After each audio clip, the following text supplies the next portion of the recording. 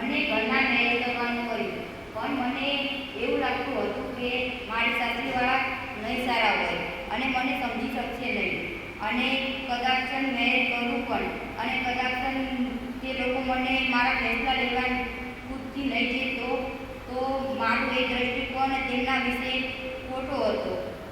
હવે મને ભણવાની ઈચ્છા થાય છે, પણ મને એવું થાય છે કે મારા ઘરના મને ભણવા દેશે કે નહીં.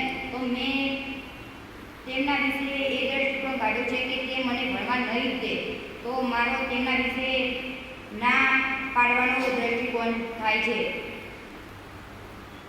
મને મારા મનપસંદ છોકરા સાથે લગ્ન કરવા છે, પણ મારા ઘરના સામાજિક કારણોના કારણે તે ના પાડે છે. છતાં પણ મારે તેની સાથે લગ્ન કરવા છે, તો હું બધું આજુબાજુ વિચારીને ફેસલો લઉં છું કે મારે તેની સાથે લગ્ન કરવા છે.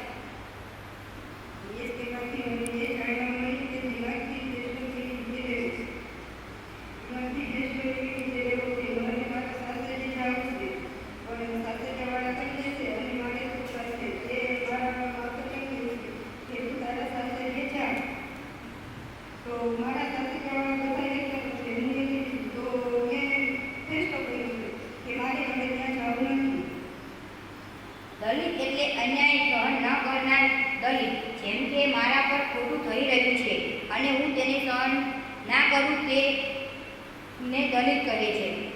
જેમ કે મારા પાડોશીમાં છોકરી સ્ત્રી સાથે ખોટું થઈ રહ્યું છે, તેને મારપીટ કરવામાં આવે છે, તો તે મારે એવું વિચારીને ના રહેવું જોઈએ કે મારે શું તેનાથી, પણ આપણે તેનો સાથ દેવો જોઈએ અને તેમના ઘરનાને સમજાવવા જોઈએ કે તે છોકરી સાથે આવી રીતના વ્યવહાર ના કરે. કોઈની સાથે આવેછેટ ના રાખે, તેને